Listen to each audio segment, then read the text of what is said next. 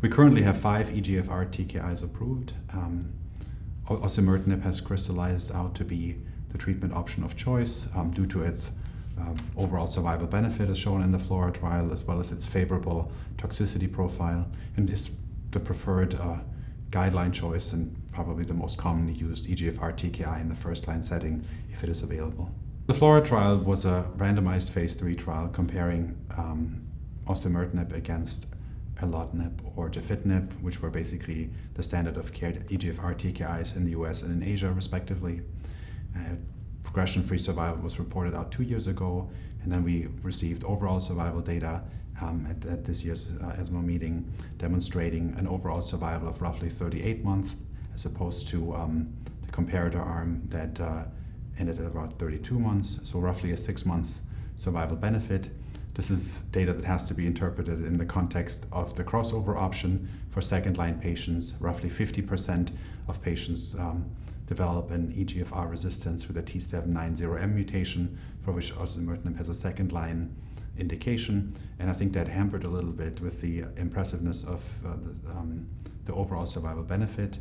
We did see some more gentle toxicity profile with osimertinib.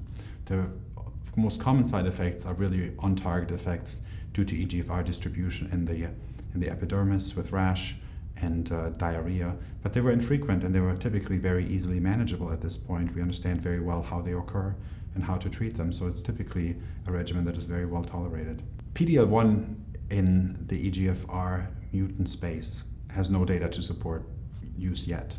We've seen some interesting result data from the Empower 150 study that the EGFR patient population seemed to be doing quite well with the quadruplet of chemotherapy, an anti-angiogenic inhibitor with Avastin, and immunotherapy with a PD-L1 inhibitor.